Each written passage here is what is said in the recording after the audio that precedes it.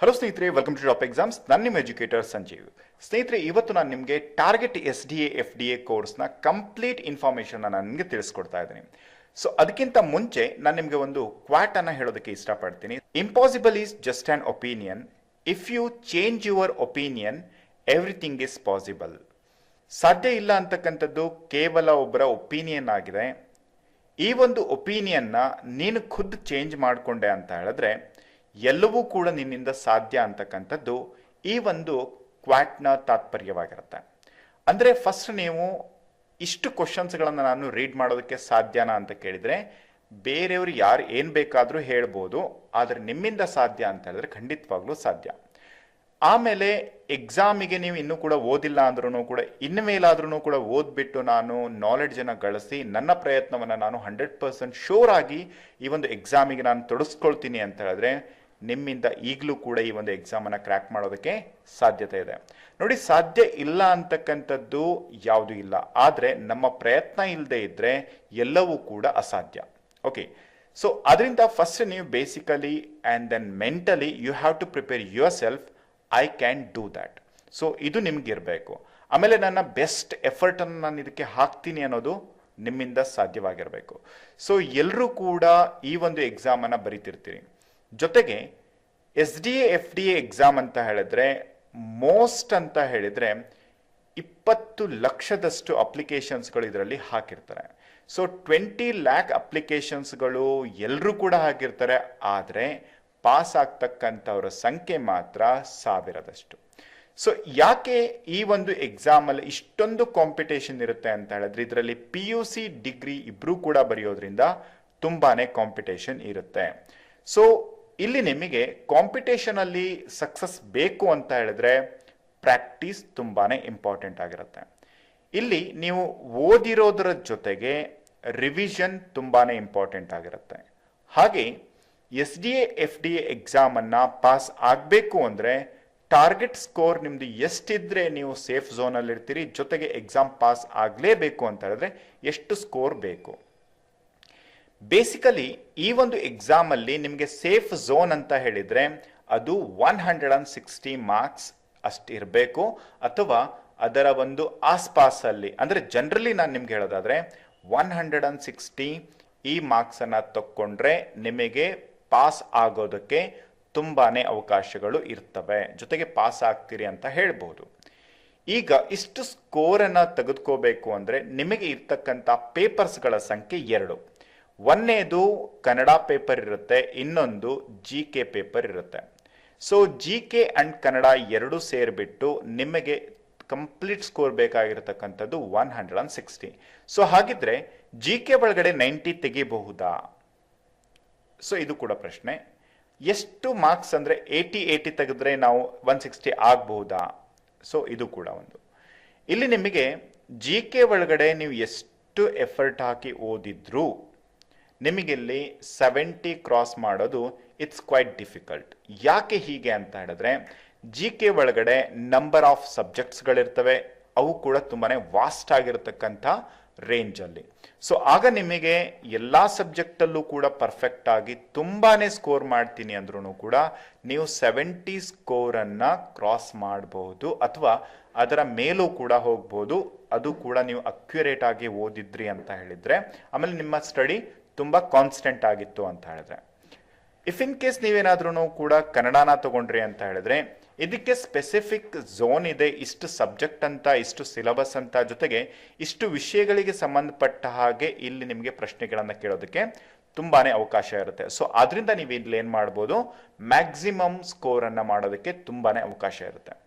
So ಕನ್ನಡದಲ್ಲಿ ನೀವೇನಾದ್ರೂ ಕೂಡ 90+ ಮಾರ್ಕ್ಸನ್ನು ತಗೊಂಡ್ರಿ ಅಂತ ಹೇಳಿದರೆ ನಿಮ್ಮ ಸ್ಕೋರ್ 160 ಕ್ರಾಸ್ ಆಗುತ್ತೆ. ಸೊ ಈ ಸ್ಕೋರನ್ನು ಮಾಡಿದ್ರಿ ಅಂತ ಹೇಳಿದ್ರೆ ನಿಮ್ಮ ಎಕ್ಸಾಮ್ ಏನಾಗುತ್ತೆ, ಪಾಸ್ ಆಗುತ್ತೆ. ಸೊ ಇದು ನಿಮಗೆ ಇರಬೇಕಾಗಿರತಕ್ಕಂಥ ಸ್ಟ್ರಾಟಜಿ. ನೀವೇನಾದರೂ GK ಒಳಗಡೆ 70 ಮೇಲ್ಗಡೆ ತೆಗೆದ್ರಿ ಅಂತ ಹೇಳಿದ್ರೆ ವೆಲ್ ಆ್ಯಂಡ್ ಗುಡ್. ಸೊ ಇದು ತುಂಬಾ ಒಳ್ಳೆಯದು. ಇಫ್ ಇನ್ ಕೇಸ್ ನೀವು 70 ಕೆಳಗಡೆ ತೆಗೆದ್ರು, ನೀವು ಕನ್ನಡದಲ್ಲಿ ಜಾಸ್ತಿ ಮಾರ್ಕ್ಸ್ ತೆಗೆದ್ರಿ ಅಂತ ಹೇಳಿದ್ರೆ ನಿಮ್ಮ ಸ್ಕೋರ್ ಸೆಲೆಕ್ಷನ್ನಲ್ಲಿ ಇದ್ದೇ ಇರುತ್ತೆ. ಸೊ ಆದ್ರಿಂದ ನಿಮಗೆ ಬೇಸಿಕಲಿ ಈ ಒಂದು ಸ್ಟ್ರಾಟಜಿ ನಿಮಗೆ ಗೊತ್ತಿರಬೇಕು. ಜೊತೆಗೆ ಪ್ರಾಪರ್ ಆಗಿ ಸಿಲೆಬಸ್ ಅನ್ನ ತಿಳ್ಕೊಳ್ಳಿ, ಅದಾದ್ಮೇಲೆ ನೀವು ಓದಿ. ಕನ್ನಡದಲ್ಲಿ ನಿಮಗೆ ಕೇಳ್ತಕ್ಕಂಥ ಪ್ರಶ್ನೆಗಳು ಜೊತೆಗೆ ಸಿಲೆಬಸ್ ಅನ್ನ ಈಗ ಆಲ್ರೆಡಿ ನಿಮಗೆ ನೀಡಿದ್ದೀವಿ. ಸೊ ಈ ಒಂದು ಸಿಲೆಬಸ್ನ ಆಧಾರವಾಗಿ ನಿಮಗೆ ಈ ಒಂದು 5000 ಪ್ರಾಕ್ಟೀಸ್ ಕ್ವಶನ್ಸ್ಗಳನ್ನ ತೆಗಿತಾ ಇದ್ದೀವಿ. ಸೊ ಇಲ್ಲಿ ಇರ್ತಕ್ಕಂತಹ ಕ್ವಶನ್ ಪ್ಯಾಟರ್ನ್ಗಳು ಏನೇನು ಅಂದ್ರೆ ಈ 5000 ಕ್ವಶನ್ ಇರುತ್ತೆ ಅಂದ್ರೆ ಅದರಲ್ಲಿ ನಿಮಗೆ ಈ ಎಲ್ಲಾ ಪ್ಯಾಟರ್ನ್ಸ್ಗಳಿಗೆ ಸಂಬಂಧಪಟ್ಟಿರ್ತಕ್ಕಂಥ ಪ್ರಶ್ನೆಗಳು ಇರ್ತವೆ. ಇದು ಕನ್ನಡ ಸಾಹಿತ್ಯದ ಮೇಲೆ ಇರುತ್ತೆ, ಕನ್ನಡ ವ್ಯಾಕರಣದ ಮೇಲೆ ಇರುತ್ತೆ. ಕನ್ನಡ ಸಾಹಿತ್ಯಕ್ಕೆ ಸಂಬಂಧಪಟ್ಟ ಹಾಗೆ ಸುಮಾರು 2500 ಪ್ರಶ್ನೆಗಳು, ವ್ಯಾಕರಣಕ್ಕೆ ಸಂಬಂಧಪಟ್ಟ ಹಾಗೆ ಸುಮಾರು 2500 ಪ್ರಶ್ನೆಗಳು ಇದರಲ್ಲಿ ಇರ್ತವೆ. ಸೊ ಈ ಪ್ರಶ್ನೆಗಳಲ್ಲಿ ಇರ್ತಕ್ಕಂತಹ ಪ್ರಶ್ನಾ ರೂಪಗಳು ಯಾವುದು ಅಂತ ನೋಡೋದಾದ್ರೆ ಇದರಲ್ಲಿ ಓವರ್ ಆಲ್ ಆಗಿ ನಿಮಗೆ 22 ಡಿಫ್ರೆಂಟ್ ಟೈಪ್ ಆಫ್ ಕ್ವಶನ್ಸ್ಗಳನ್ನ ಇಲ್ಲಿ ನೀಡಲಾಗಿರುತ್ತೆ.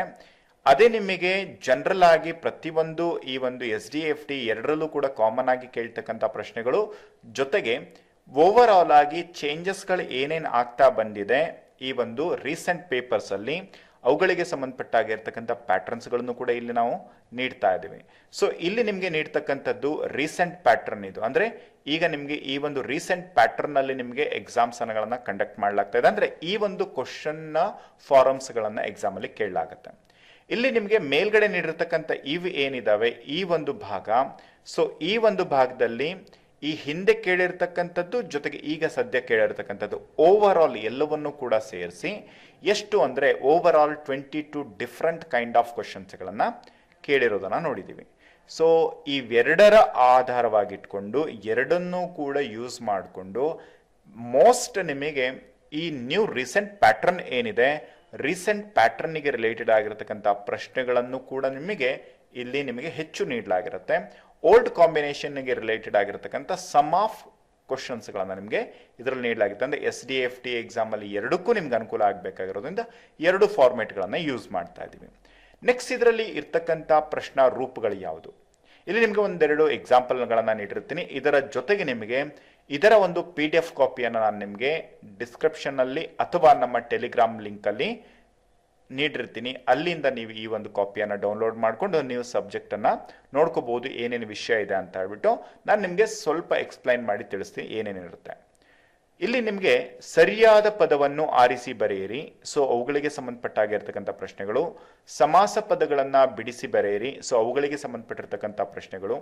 ನೆಕ್ಸ್ಟ್ ಪದದಲ್ಲಿ ಅಥವಾ ವಾಕ್ಯದಲ್ಲಿ ಇರ್ತಕ್ಕಂಥ ದೋಷವನ್ನ ಗುರುತಿಸಬೇಕು ಅಥವಾ ಸರಿಯಾಗಿರ್ತಕ್ಕಂಥ ಪದವನ್ನ ಆರಿಸಿ ಬರೀತಕ್ಕಂಥದ್ದು. ಸೊ ಅವುಗಳ ಮೇಲೆ. ನೆಕ್ಸ್ಟ್ ಪದಗಳು ಯಾವ ಒಂದು ಭಾಷಾ ಮೂಲಕ್ಕೆ ಸಂಬಂಧಪಟ್ಟಿರ್ತಕ್ಕಂಥದ್ದು, ಅರ್ಥಾತ್ ಪದಗಳಿಗೆ ಸಂಬಂಧಪಟ್ಟ ಹಾಗೆ ಯಾವೆಲ್ಲ ವಿಷಯಗಳಿಗೆ ಸಂಬಂಧಪಟ್ಟ ಹಾಗೆ ಪ್ರಶ್ನೆಗಳನ್ನ ಕೇಳಲಾಗುತ್ತೆ.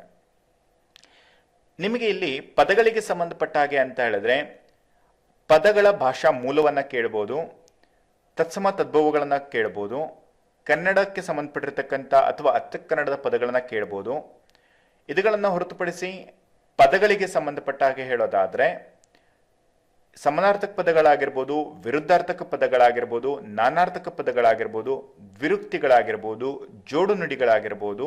ಸೊ ಇವುಗಳ ಮೇಲೆ ಕೇಳ್ತಕ್ಕಂಥ ಪ್ರಶ್ನೆಗಳು.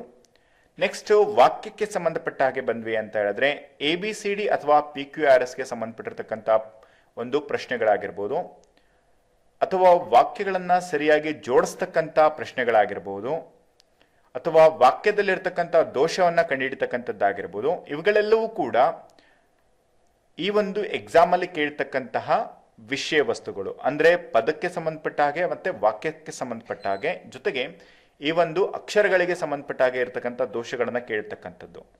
ನೆಕ್ಸ್ಟ್ ಇವುಗಳನ್ನ ಹೊರತುಪಡಿಸಿ ವಾಕ್ಯ ಗುಚ್ಛಗಳಲ್ಲಿ ಇರ್ತಕ್ಕಂಥದ್ದನ್ನ ಕೇಳ್ತಕ್ಕಂಥದ್ದು. ಅಂದ್ರೆ ಈ ನುಡಿಗಟ್ಟುಗಳಾಗಿರ್ಬೋದು, ಗಾದೆ ಮಾತುಗಳಾಗಿರ್ಬೋದು. ಸೊ ಇವುಗಳ ಮೇಲೆ ಕೇಳ್ತಕ್ಕಂಥ ಪ್ರಶ್ನೆಗಳು ಕೂಡ ನಿಮ್ಗೆ ಇದರಲ್ಲಿ ಇರ್ತಕ್ಕಂಥದ್ದು. ಅಂದ್ರೆ ಓವರ್ ಆಲ್ ಆಗಿ ಹೇಳೋದಾದ್ರೆ ಎಕ್ಸಾಮಿಗೆ ನಿಮಗೆ ಯಾವ ರೀತಿಯಾಗಿರ್ತಕ್ಕಂಥ ಪ್ರಶ್ನೆಗಳನ್ನ ಕೇಳ್ತಾರೆ, ಜೊತೆಗೆ ನೀವು ಯಾವ ರೀತಿಯಾಗಿ ಪ್ರಿಪೇರ್ ಆಗಿರಬೇಕು, ಜೊತೆಗೆ ಅದಕ್ಕೆ ಬೇಕಾಗಿರ್ತಕ್ಕಂಥ ಪರ್ಟಿಕ್ಯುಲರ್ ಮೆಟೀರಿಯಲ್ಸ್ಗಳನ್ನ ನೀವು ಹೇಗೆ ಸ್ಟಡಿ ಮಾಡಬೇಕು.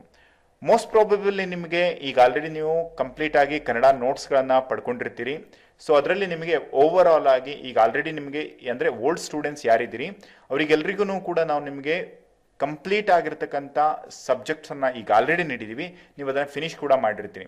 ಜೊತೆಗೆ ಈ ಒಂದು ಕೋರ್ಸ್ಗೆ ನಿಮ್ಗೆ ಏನಿದೆ ಅಂತ ಹೇಳಿದ್ರೆ ಈ ಒಂದು ಕೋರ್ಸ್ ಅಲ್ಲಿ ನಿಮಗೆ ಕಂಪ್ಲೀಟ್ ಆಗಿ ಅವುಗಳನ್ನ ಪ್ರಾಕ್ಟೀಸ್ ಮಾಡಿರೋದನ್ನ ರಿವಿಷನ್ ಮಾಡ್ಕೊಳ್ಳೋದಕ್ಕೆ ಬೇರೆ ಬೇರೆ ರೀತಿಯಾಗಿರ್ತಕ್ಕಂಥ ಕ್ವಶನ್ಸ್ಗಳನ್ನು ಹೇಗೆ ಕೇಳ್ತಾರೆ ಅನ್ನೋದ್ರ ಬಗ್ಗೆ ಇದರಲ್ಲಿ ನಿಮಗೆ ಎಲ್ಲ ಒಂದು ಕ್ವಶನ್ಸ್ಗಳು ಇರ್ತಕ್ಕಂಥದ್ದು. ಇಲ್ಲಿ ನಿಮಗೆ ಎಕ್ಸಾಮಲ್ಲಿ ನಿಮಗೆ ಕೇಳ್ತಕ್ಕಂಥ ಒಂದು ಸಿಲೆಬಸ್ ಅನ್ನ ನೋಡೋದಾದ್ರೆ ಅಂದ್ರೆ ಇವುಗಳ ಆಧಾರದ ಮೇಲೆ ಅವುಗಳ ಒಂದು ರೂಪದಲ್ಲಿ ಅಂದ್ರೆ ಪ್ರಶ್ನೆಗಳ ರೂಪದಲ್ಲಿ ನಿಮಗೆ ಪ್ರಶ್ನೆಗಳನ್ನು ಕೇಳಲಾಗಿರುತ್ತೆ.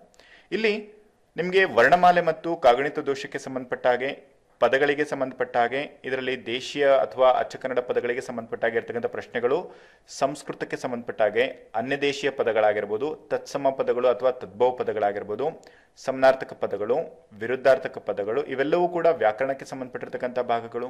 ನೆಕ್ಸ್ಟ್ ನಾನಾರ್ಥಗಳಾಗಿರ್ಬೋದು, ದ್ವಿರುಕ್ತಿಗಳು, ನಾಮಪದಗಳು, ವಿಶೇಷಣಗಳು, ಸರ್ವನಾಮಗಳು, ಹಾಗೆ ವಿಭಕ್ತಿ ಪ್ರತ್ಯಯಗಳಾಗಿರ್ಬೋದು, ವಚನಗಳು, ಜೊತೆಗೆ ಧಾತುಗಳು ಅಥವಾ ಧಾತು ಕ್ರಿಯಾಪದವಾಗಿರ್ಬೋದು ಅಥವಾ ಕ್ರಿಯಾಪದಗಳಾಗಿರ್ಬೋದು, ಸಂಧಿಗಳಾಗಿರ್ಬೋದು, ಅವ್ಯಯಗಳು, ಕೃದಂತ ಅಥವಾ ತದ್ದಿತಾಂತಗಳ ಮೇಲೆ, ಸಮಾಸಗಳು, ವಾಕ್ಯರಚನೆ, ಕರ್ತರಿ ಕರ್ಮಣಿ ಪ್ರಯೋಗ, ಲೇಖನ ಚಿಹ್ನೆಗಳು, ಛಂದಸ್ಸುಗಳ ಮೇಲೆ ಇರ್ತಕ್ಕಂಥ ಪ್ರಶ್ನೆಗಳು, ನೆಕ್ಸ್ಟ್ ಅಲಂಕಾರಗಳು, ನುಡಿಗಟ್ಟುಗಳು, ಗಾದೆ ಮಾತುಗಳು. ಒಟ್ಟು 28 ಟಾಪಿಕ್ಗಳನ್ನು ಇದರಲ್ಲಿ ನಿಮಗೆ ಕವರ್ ಮಾಡಿರ್ತೀವಿ. ಇವುಗಳ ಮೇಲೆ ನಿಮಗೆ ಪ್ರಶ್ನೆಗಳನ್ನು ನೀಡಲಾಗಿರುತ್ತೆ. ನೆಕ್ಸ್ಟ್ ಸಾಹಿತ್ಯಕ್ಕೆ ಸಂಬಂಧಪಟ್ಟ ಹಾಗೆ ಬಂದ್ವಿ ಅಂತ ಹೇಳಿದ್ರೆ ಕನ್ನಡ ಭಾಷೆಯ ಇತಿಹಾಸ ಮತ್ತು ಹುಟ್ಟಿಗೆ ಸಂಬಂಧಪಟ್ಟ ಹಾಗೆ ಇರತಕ್ಕಂಥ ಪ್ರಶ್ನೆಗಳಿರ್ತವೆ. ಶಾಸನ ಸಾಹಿತ್ಯಕ್ಕೆ ಸಂಬಂಧಪಟ್ಟಿರ್ತಕ್ಕಂಥ ಪ್ರಶ್ನೆಗಳು, ಕನ್ನಡ ಭಾಷೆಯ ಈ ಒಂದು ಸಾಹಿತ್ಯ ಚರಿತ್ರೆ ಏನಿದೆ ಅದಕ್ಕೆ ಸಂಬಂಧಪಟ್ಟಿರ್ತಕ್ಕಂಥ ಪ್ರಶ್ನೆಗಳಾಗಿರ್ಬೋದು, ಕನ್ನಡದ ಪ್ರಮುಖ ವ್ಯಾಕರಣಕಾರರಿಗೆ ಸಂಬಂಧಪಟ್ಟಿರ್ತಕ್ಕಂಥ ವಿಷಯಗಳು, ಜೊತೆಗೆ ಅವರು ಬರೆದಿರ್ತಕ್ಕಂಥ ಗ್ರಂಥಗಳಾಗಿರ್ಬೋದು ಅಥವಾ ಈ ಒಂದು ವಿಶೇಷ ವಿಷಯಗಳಿಗೆ ಸಂಬಂಧಪಟ್ಟಿರ್ತಕ್ಕಂತಹ ಪ್ರಶ್ನೆಗಳನ್ನು ಕೂಡ ಇದರಲ್ಲಿ ಕೇಳ್ತಾಗತ್ತೆ. ಇವುಗಳು ಕೂಡ ನಿಮಗೆ ಇದರಲ್ಲಿ ಸಿಗುತ್ತೆ. ಹಾಗೆ ಕನ್ನಡದ ಸಾಹಿತ್ಯ ಏನಿದೆ, ಕನ್ನಡ ಸಾಹಿತ್ಯದ ಕಾಲಘಟ್ಟಗಳು ಅಂದ್ರೆ ಯಾವ ರೀತಿಯಾಗಿ ಕನ್ನಡ ಸಾಹಿತ್ಯ ಬೆಳವಣಿಗೆಯನ್ನು ಹೊಂದಿತ್ತು, ಜೊತೆಗೆ ಆ ಒಂದು ಕಾಲಘಟ್ಟದಲ್ಲಿ ಇರ್ತಕ್ಕಂಥ ಸಾಹಿತ್ಯದ ಪ್ರಕಾರಗಳಾಗಿರ್ಬೋದು, ಜೊತೆಗೆ ಆ ಒಂದು ಸಾಹಿತ್ಯದಲ್ಲಿ ಬಂದಿರತಕ್ಕಂತಹ ಕವಿಗಳಾಗಿರ್ಬೋದು, ಕೃತಿಗಳಾಗಿರ್ಬೋದು, ಅಥವಾ ಈ ಒಂದು ವಿಶೇಷ ವಿಷಯ ವಸ್ತುಗಳು ಏನಿದಾವೆ ಅವುಗಳ ಮೇಲೆ ಪ್ರಶ್ನೆಗಳು ಕೂಡ ಇದರಲ್ಲಿ ನಿಮಗೆ ಸಿಗುತ್ತೆ. ಆಧುನಿಕ ಕನ್ನಡ ಸಾಹಿತ್ಯ ಏನು ಅಂತ ಹೇಳಿದ್ರೆ ಆ ಒಂದು 1900 ಏನಿದೆ, ಸೊ ಅದರ ಆಚೆಗೆ ಬಂದಿರತಕ್ಕಂತಹ ಆಧುನಿಕ ಸಾಹಿತ್ಯಕ್ಕೆ ಸಂಬಂಧಪಟ್ಟಿರತಕ್ಕಂತಹ ಪ್ರಶ್ನೆಗಳಾಗಿರ್ಬೋದು. ಇದರಲ್ಲಿ ಛಂದಸ್ಸಿಗೆ ರಿಲೇಟೆಡ್ ಆಗಿರತಕ್ಕಂಥ ಪ್ರಾಸ, ಯತಿ, ಸಾಂಗತ್ಯ, ವೃತ್ತಗಳು, ತ್ರಿಪದಿ, ಕಂದಪದ್ಯ, ಷಟ್ಪದಿ, ರಗಳೆಗಳ ಮೇಲ್ಗಡೆ ಇರತಕ್ಕಂತಹ ಪ್ರಶ್ನೆಗಳು. ಕೇಂದ್ರ ಸಾಹಿತ್ಯ ಅಕಾಡೆಮಿ ಜೊತೆಗೆ ಕನ್ನಡ ಸಾಹಿತ್ಯ ಪರಿಷತ್ತು ಇದರಲ್ಲಿರ್ತಕ್ಕಂಥ ಅಧ್ಯಕ್ಷರಾಗಿರ್ಬೋದು ಅಥವಾ ಕನ್ನಡ ಸಾಹಿತ್ಯದ ಬೆಳವಣಿಗೆಗೆ ಕಾರಣಕರ್ತರಾಗಿರ್ತಕ್ಕಂಥ ಕೆಲವು ಸಂಸ್ಥೆಗಳು ಏನಿದಾವೆ ಮತ್ತೆ ಉಳಿದಿರ್ತಕ್ಕಂಥ ಸಂಸ್ಥೆಗಳು, ಸೊ ಅವುಗಳಿಗೆ ಸಂಬಂಧಪಟ್ಟ ಹಾಗೆ ಇರ್ತಕ್ಕಂಥ ಪ್ರಶ್ನೆಗಳು, ಜೊತೆಗೆ ಕನ್ನಡ ಸಾಹಿತ್ಯಕ್ಕೆ ಸಂಬಂಧಪಟ್ಟ ಹಾಗೆ ಇತ್ತೀಚೆಗೆ ನಡೆದಿರ್ತಕ್ಕಂಥ ಕೆಲವು ಘಟನೆಗಳ ಏನಿರ್ತವೆ ಅವುಗಳು ಕೂಡ ನಿಮಗೆ ಇದರಲ್ಲಿ ಸಿಗ್ತಕ್ಕಂಥದ್ದು. ಇದರಲ್ಲಿ ಜ್ಞಾನಪೀಠ ಪ್ರಶಸ್ತಿಗಳು ಅಂದ್ರೆ ಪ್ರಶಸ್ತಿಗೆ ಸಂಬಂಧಪಟ್ಟಾಗೆ ಹೇಳೋದಾದ್ರೆ ಜ್ಞಾನಪೀಠ ಪ್ರಶಸ್ತಿ ಆಗಿರ್ಬೋದು, ಪ್ರಮುಖ ಪ್ರಶಸ್ತಿ, ಕೇಂದ್ರ ಸಾಹಿತ್ಯ ಅಕಾಡೆಮಿ ಪ್ರಶಸ್ತಿ, ಅತ್ತಿಮೇವ ಪ್ರಶಸ್ತಿ, ಸೊ ಇವುಗಳೆಲ್ಲವುಗಳ ಮೇಲೆ ನಿಮಗೆ ಪ್ರಶ್ನೆಗಳನ್ನು ಕೇಳಲಾಗುತ್ತೆ.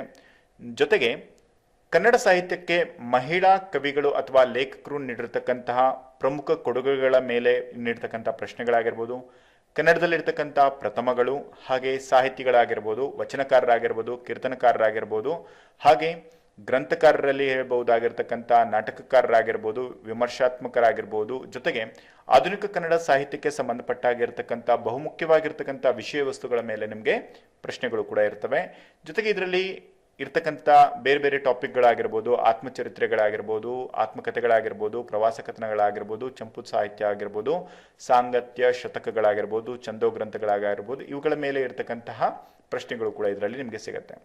ನೆಕ್ಸ್ಟ್ ವಚನ ಸಾಹಿತ್ಯಕ್ಕೆ ಸಂಬಂಧಪಟ್ಟ ಹಾಗೆ ದಾಸ ಸಾಹಿತ್ಯಕ್ಕೆ ಸಂಬಂಧಪಟ್ಟ ಹಾಗೆ ಇರ್ತಕ್ಕಂತಹ ಪ್ರಮುಖರಿಗೆ ಸಂಬಂಧಪಟ್ಟಿರತಕ್ಕಂತಹ ವಿಷಯ ವಸ್ತುಗಳ ಮೇಲೆ ಕೇಳ್ತಕ್ಕಂಥ ಪ್ರಶ್ನೆಗಳು, ಹಾಗೆ ಕನ್ನಡ ಆಧುನಿಕ ಸಾಹಿತ್ಯ ಏನಿದೆ ಅದಕ್ಕೆ ಸಂಬಂಧಪಟ್ಟಿರತಕ್ಕಂಥ ವಿಮರ್ಶಾತ್ಮಕ ಕೃತಿಗಳು ಮತ್ತು ಭಾಷಾ ವಿಜ್ಞಾನಕ್ಕೆ ಸಂಬಂಧಪಟ್ಟಿರತಕ್ಕಂಥ ಕೃತಿಗಳು, ಇವೆಲ್ಲವೂ ಕೂಡ ನಿಮಗೆ ಈ ಒಂದು ಕ್ವಶನ್ ಪ್ಯಾಟರ್ನ್ ನಲ್ಲಿ ಸಿಗ್ತಕ್ಕಂಥದ್ದು. ಹಾಗೆ ಪ್ರಬಂಧಕಾರರು ಮತ್ತು ಕಾದಂಬರಿಕಾರರ ಬಗ್ಗೆ ಗೊತ್ತಿದೆ ನಿಮಗೆ. ಇಲ್ಲಿ ನಿಮಗೆ ಇದರಲ್ಲಿ ವಿಶೇಷವಾಗಿ ಏನು ಅಂತ ಹೇಳಿದ್ರೆ ಈ ಹಿಂದೆ ಕನ್ನಡದಲ್ಲಿ ಇರ್ತಕ್ಕಂತಹ ಪ್ರಶ್ನೆ ಪತ್ರಿಕೆಗಳು ಏನಿದ್ವು ಬೇರೆ ಬೇರೆ ಒಂದು ಎಕ್ಸಾಮ್ಸ್ಗಳಲ್ಲಿ, ಅವುಗಳಲ್ಲಿ ಇರ್ತಕ್ಕಂಥ ಪ್ರಶ್ನೆಗಳನ್ನು ಕೂಡ ಇದರಲ್ಲಿ ನಿಮಗೆ ತೆಗೆದುಕೊಳ್ಳಲಾಗುತ್ತೆ. ಜೊತೆಗೆ ಮುಂಬರ್ತಕ್ಕಂಥ ಪ್ರಶ್ನೆ ಪತ್ರಿಕೆಯಲ್ಲಿ ಕೇಳಬಹುದಾಗಿರ್ತಕ್ಕಂಥ ಬಹುಮುಖ್ಯ ಪ್ರಶ್ನೆಗಳನ್ನ ಇದರಲ್ಲಿ ನಿಮಗೆ ನೀಡಲಾಗಿರುತ್ತೆ. ಇದರಲ್ಲಿ ನಿಮಗೆ ಖಾತ ಕವಿಗಳಾಗಿರ್ಬೋದು, ಲೇಖಕರಾಗಿರ್ಬೋದು, ವಚನಕಾರರುಗಳ ಅವರು ಬರೆದಿರ್ತಕ್ಕಂತಹ ಪ್ರಮುಖ ಸಾಲುಗಳ ಮೇಲೆ ಕೂಡ ನಿಮಗೆ ಇತ್ತೀಚಿನ ಪರೀಕ್ಷೆಯಲ್ಲಿ ಪ್ರಶ್ನೆಗಳನ್ನ ಕೇಳಲಾಗ್ತಾ ಇದೆ. ಸೊ ಆ ಒಂದು ಸಾಲುಗಳನ್ನ ನೀಡಿಬಿಟ್ಟು ಕೂಡ ನಿಮಗೆ ಇಲ್ಲಿ ಪ್ರಶ್ನೆಗಳನ್ನ ಕೇಳಲಾಗುತ್ತೆ. ಸೊ ಇವೆಲ್ಲವೂ ಕೂಡ ನಿಮಗೆ ಒಂದು ಕಡೆಯಿಂದ ಹೇಳೋದಾದ್ರೆ ಕಂಪ್ಲೀಟ್ ಆಗಿರ್ತಕ್ಕಂತಹ ಒಂದು ಸೆಟ್ ಅಂತ ಹೇಳ್ಬೋದು. ಸೊ ಇದು ನಿಮಗೆ ಈ ಒಂದು ಸೆಟ್ ಅಲ್ಲಿ ಪ್ರೊವೈಡ್ ಮಾಡ್ತಕ್ಕಂಥದ್ದು. ಇಲ್ಲಿ ನಿಮಗೆ ಇದನ್ನ PDF ಅಲ್ಲಿ ನೀಡಿರ್ತೀವಲ್ವಾ, ಸೊ ಅದನ್ನ ನೀವು ನೋಡ್ಕೊಂಡು ಇವುಗಳೆಲ್ಲವನ್ನು ಕೂಡ ನೀವು ನೋಡ್ಕೋಬಹುದು, ಏನೇನು ಇಲ್ಲಿ ಕೇಳಲಾಗುತ್ತೆ ಅಂತ ಹೇಳ್ಬಿಟ್ಟು. ಸೊ ಈಗ ಈ ಒಂದು ಮೆಟೀರಿಯಲ್ ಅನ್ನ ನೀವು ಪಡ್ಕೋಬೇಕು ಅಂದ್ರೆ ಏನ್ ಮಾಡಬೇಕು? ಸೊ ಇಲ್ಲಿ ನಿಮಗೆ ಈ ಒಂದು ಮೆಟೀರಿಯಲ್ಸ್ ಗಳನ್ನ ನಿಮಗೆ ಒಂದು ಸಣ್ಣ ಅಮೌಂಟ್ ಅನ್ನ ಪಡ್ಕೊಂಡ್ಬಿಟ್ಟು ಇವುಗಳನ್ನ ನೀಡ್ತಾ ಇದೀವಿ. ಸೊ ಇದು ಇಷ್ಟು ಥಿಂಗ್ಸ್ ಗಳನ್ನ ನಿಮಗೆ 199 ರುಪೀಸ್ಗೆ ನೀಡ್ತಾ ಇದೀವಿ. ಸೊ ಇದು ಕಂಪ್ಲೀಟ್ ಆಗಿ ಇದು ನಿಮಗೆ ಆಫ್ಲೈನ್ ಅಂಡ್ ಆನ್ಲೈನ್ ಅಲ್ಲಿ ವರ್ಕ್ ಆಗ್ತಕ್ಕಂಥ ಮೆಟೀರಿಯಲ್ ಆಗಿರುತ್ತೆ. ಅಂದ್ರೆ ನಿಮಗೆ ಇದು PDF ರೂಪದಲ್ಲಿ ನಾವು ನಿಮಗೆ ನೀಡ್ತಕ್ಕಂಥದ್ದಾಗಿರ್ತಕ್ಕಂಥದ್ದು. ಸೊ ಈ ಒಂದು PDF ನಿಮಗೆ ಯಾರಿಗೆ ತೆಗೆದುಕೊಳ್ಳೋದಕ್ಕೆ ಸಾಧ್ಯವಾಗುತ್ತೋ ಅವರೆಲ್ಲರೂ ಕೂಡ ಯೂಸ್ ಮಾಡ್ಕೋಬಹುದು. ಜೊತೆಗೆ ನಮ್ಮಿಂದ ಸಾಧ್ಯವಾದಷ್ಟು ನಿಮಗೆ ಫ್ರೀ ಆಫ್ ಕಾಸ್ಟ್ ಅಲ್ಲಿ ಮೆಟೀರಿಯಲ್ಸ್ ಗಳನ್ನ ಈಗ ಆಲ್ರೆಡಿ ಪ್ರೊವೈಡ್ ಮಾಡಿದೀವಿ ಕೂಡ. ಸೊ ಇದಕ್ಕೆ ನಮಗೆ ಒಂದಿಷ್ಟು ಚಾರ್ಜಸ್ಗಳು ಅಂದ್ರೆ ಇವುಗಳನ್ನ ಕ್ರಿಯೇಟ್ ಮಾಡೋದಕ್ಕೆ ಬೇಕಾಗಿರತಕ್ಕಂಥ ಚಾರ್ಜಸ್ಗಳನ್ನ ನಾನು ನಿಮ್ಮ ಹತ್ರ ಪಡ್ಕೊಳ್ತಾ ಇದ್ದೀವಿ. ಸೊ ನಿಮಗೆ ಯಾರಿಗೆ ಈ ಒಂದು ಮೆಟೀರಿಯಲ್ಸ್ ಇಷ್ಟ ಆಗಿದೆ, ಹೌದು ನಾ ಇದನ್ನು ತಗೊಂಡ್ರೆ ನನಗೆ ವರ್ತ್ ಆಗುತ್ತೆ ಅಂತಕ್ಕಂಥವ್ರು, ಜೊತೆಗೆ ಈ ಸರಿ ನಾನು STA FTA ಎಕ್ಸಾಮ್ ಅನ್ನ ಪಾಸ್ ಮಾಡಲೇಬೇಕು ಅಂತಕ್ಕಂಥ ಒಂದು ಪ್ರಯತ್ನ ಯಾರಲ್ಲಿರುತ್ತೆ, ಅಂದ್ರೆ ದೃಢವಾಗಿರ್ತಕ್ಕಂಥ ನಿರ್ಧಾರವನ್ನ ಯಾರು ಮಾಡಿರ್ತೀರಿ, ಸೊ ಅಂಥವರು ಈ ಮೆಟೀರಿಯಲ್ನ ತಗೊಂಡು ಓದಬಹುದು. ಆಮೇಲೆ ಪ್ರತಿಯೊಂದು ಕೂಡ ತುಂಬಾನೇ ಇಂಪಾರ್ಟೆಂಟ್ ಆಗಿರೋದ್ರಿಂದ, ನಿಮಗೆ ಒಂದೊಂದು ಮಾರ್ಕ್ಸು ಕೂಡ ಇಂಪಾರ್ಟೆಂಟ್ ಆಗಿರೋದ್ರಿಂದ ಪ್ರತಿಯೊಂದು ವಿಷಯವನ್ನು ಕೂಡ ನೀವು ಓದ್ತಕ್ಕಂಥದ್ದು ತುಂಬಾ ಅವಶ್ಯಕತೆ. ಜೊತೆಗೆ ಇಲ್ಲಿ ನೀವು ಪ್ರಾಕ್ಟೀಸ್ ಅನ್ನ ಮಾಡಬೇಕು ಅಂತ ಹೇಳಿದ್ರೆ ನೀವು ಫಸ್ಟ್ ಓದಿರಬೇಕು, ಜೊತೆಗೆ ಈ ಒಂದು ಕಾನ್ಸೆಪ್ಟ್ಸ್ ಗಳನ್ನ ರಿವಿಷನ್ ಮಾಡಬೇಕು, ಟೆಸ್ಟ್ ಸೀರೀಸ್ ಗಳನ್ನ ನೀವು ಅಟೆಂಡ್ ಮಾಡಬೇಕು. ಅವಾಗ ನಿಮಗೆ ಈ ಒಂದು ಕಾನ್ಸೆಪ್ಟ್ಸ್ ಗಳನ್ನ ಕ್ಲಿಯರ್ ಮಾಡ್ಕೊಳ್ಳೋದಕ್ಕೆ ತುಂಬಾ ಇಂಪಾರ್ಟೆಂಟ್ ಆಗಿರುತ್ತೆ. ಯಾವುದೇ ಒಂದು ಸಕ್ಸಸ್ ಸ್ಟೋರಿ ಅಂತ ಹೇಳಿದ್ರೆ ನಿಮ್ಗೆ ಇಲ್ಲಿ ಏನಿರುತ್ತೆ ಅಂತ ಹೇಳಿದ್ರೆ read, right, practice, revision and take the test. So ಇದು ನಿಮಗೆ ಇರಬೇಕು. ಸೊ ಟೆಸ್ಟ್ ಅನ್ನ ತಗೋಬೇಕು, ಇದನ್ನ ರಿವಿಷನ್ ಮಾಡ್ತಾ ಇರಬೇಕು, ನಿಮ್ಮನ್ನ ನೀವು ಅನಲೈಸ್ ಮಾಡ್ತಾ ಇರಬೇಕು, ಯಾವ ಒಂದು ಝೋನಲ್ಲಿ ನಾನು ವೀಕ್ ಇದ್ದೀನಿ ಅವುಗಳನ್ನ ನಾನು ಹೇಗೆ ಸ್ಟ್ರೆಂತ್ ಅಪ್ ಮಾಡ್ಕೋಬಹುದು ಅಂತ. ಸೊ ಈ ಎಲ್ಲವೂ ಕೂಡ ನೀವು ಈ ಒಂದು ಸೆಟ್ ಇಂದ ವರ್ಕ್ ಮಾಡ್ಬೋದು. ಜೊತೆಗೆ ನೀವು ಪೇ ಮಾಡೋದಾದ್ರೂ ಕೂಡ ಅಷ್ಟೇ, ಇದರಲ್ಲಿ ನಿಮಗೆ ಫೋನ್ ಪೇ, ಗೂಗಲ್ ಪೇ, ಜೊತೆಗೆ ನೀವು ಬ್ಯಾಂಕಿಂಗ್ ಥ್ರೂ ಕೂಡ ಹಾಕ್ಬೋದು. ಆಮೇಲೆ ನಿಮ್ಮ ಸ್ನೇಹಿತರನ್ನ ನೀವು ರೆಫರ್ ಮಾಡಿಬಿಟ್ಟು ಅದರಲ್ಲೂ ಕೂಡ ಅಮೌಂಟನ್ನು ನೀವು ಕಡಿಮೆ ಮಾಡ್ಕೋಬಹುದು. ಸೊ ನಿಮಗೆ 199 ರುಪೀಸ್ಗೆ ಇಷ್ಟು ಥಿಂಗ್ಸ್ಗಳನ್ನ ಕೊಡೋದ್ರ ಜೊತೆಗೆ ನೀವು ನಿಮ್ಮ ಸ್ನೇಹಿತರಿಗೆ ಇದನ್ನ ರೆಫರ್ ಮಾಡ್ತಾ ಹೋದ್ರಿ ಅಂತ ಹೇಳಿದ್ರೆ, ಒಬ್ಬರನ್ನ ನೀವು ರೆಫರ್ ಮಾಡಿದ್ರಿ ಅಂತ ಹೇಳಿದ್ರೆ ನಿಮಗೆ ಇದರಲ್ಲಿ ಸುಮಾರು 30 ರುಪೀಸ್ ನಿಮ್ಗೆ ಏನಾಗುತ್ತೆ ಅಂತ ಹೇಳಿದ್ರೆ ಡಿಡಕ್ಟ್ ಆಗುತ್ತೆ. ಸೊ ನೀವು ರೆಫರ್ ಮಾಡ್ಬೋದು. ರೆಫರ್ ಮಾಡಿದ ನಂತರ ನಿಮ್ಗೆ ಇದರಲ್ಲಿ ನಿಮ್ಮ ಅಮೌಂಟ್ ಏನಾಗುತ್ತೆ 199 ರುಪೀಸ್ ಇದೆ, ನಿಮಗೆ ಇದು 169 ರುಪೀಸ್ಗೆ ಈ ಒಂದು ಕಂಪ್ಲೀಟ್ PDF ಕೋರ್ಸ್ ಸಿಗುತ್ತೆ. ಸೊ ಇಷ್ಟು ಅಮೌಂಟನ್ನು ನೀವು ಬೇರ್ ಮಾಡಿಬಿಟ್ಟು ಇದನ್ನು ನೀವು ಖರೀದಿ ಮಾಡ್ಬೋದು. ಸೊ ಯಾರ್ಯಾರಿಗೆ ಈ ಒಂದು ಸೋರ್ಸನ್ನು ಯೂಸ್ ಮಾಡ್ಕೊಳ್ಳೋದಕ್ಕಾಗುತ್ತೆ ಅವ್ರು ಯೂಸ್ ಮಾಡ್ಕೊಳ್ಳಿ. ಆಮೇಲೆ ನಿಮ್ಮ ಪ್ರತಿಯೊಂದು ರೆಫರೆನ್ಸಿಗೂ ಕೂಡ, ಅಂದರೆ ನಿಮ್ಮ ಯಾರೇ ಪ್ರತಿಯೊಬ್ಬ ಫ್ರೆಂಡ್ ನಿಮ್ಮಿಂದ ರೆಫರ್ ಆಗಿರ್ತಾರೆ, ನಿಮ್ಮಿಂದ ಜಾಯ್ನ್ ಆದ್ರು ಅಂತ ಹೇಳಿದ್ರೆ ಪ್ರತಿಯೊಬ್ಬರಿಂದನೂ ಕೂಡ ನಿಮಗೆ 30 ರುಪೀಸನ್ನು ಕೊಟ್ಟಿರ್ತೀವಿ. ಸೊ ಇದರಿಂದ ನಿಮ್ಗೆ ಒಂದು 5 ಜನ ನೀವೇನಾದ್ರೂ ಕೂಡ ಫ್ರೆಂಡ್ಸು ನಿಮ್ಮ ಕಡೆಯಿಂದ ಜಾಯ್ನ್ ಆದ್ರು ಅಂತ ಹೇಳಿದ್ರೆ ನಿಮ್ಗೆ ಅಲ್ಲೇ 150 ರೂಪಾಯಿ ಬರುತ್ತೆ. ಅಲ್ಲಿಂದನೂ ಕೂಡ ನೀವು ಇದನ್ನ ಫ್ರೀ ಆಫ್ ಕಾಸ್ಟ್ ಅಲ್ಲಿ ಪಡಿಬಹುದು. ವಿಡಿಯೋ ಕೆಳಗಡೆ ಡಿಸ್ಕ್ರಿಪ್ಷನ್ ಅಲ್ಲಿ ರಿಜಿಸ್ಟ್ರೇಷನ್ ಫಾರಮ್ ಲಿಂಕ್ ಅನ್ನ ನೀಡಿರ್ತೀನಿ, ಅಲ್ಲಿಂದನೂ ಕೂಡ ನೀವು ರಿಜಿಸ್ಟ್ರೇಷನ್ ಮಾಡಿಸಿ ನೀವು ನಮಗೆ ಇನ್ಫಾರ್ಮೇಷನ್ ಕೊಡ್ಬೋದು. ಜೊತೆಗೆ ನಿಮ್ಗೆ ಏನೇ ಡೌಟ್ ಇದ್ರೂ ಕೂಡ ಕಾಲ್ ಮಾಡಿ ನಮ್ಮ ಹತ್ರ ಡೀಟೇಲ್ಸ್ ಅನ್ನ ಪಡಿಬಹುದು. ಐ ಹೋಪ್ ನಿಮಗೆ ಈ ಒಂದು ಕೋರ್ಸ್ ಯೂಸ್ ಆಗುತ್ತೆ ಅಂದ್ಕೊಳ್ತೀನಿ. ಸೊ ಮತ್ತೆ ಮುಂದಿನ ಒಂದು ಕ್ಲಾಸಲ್ಲಿ ಮತ್ತೆ ಸಿಗೋಣ ಸ್ನೇಹಿತರೆ. Until then have a good day. Bye guys.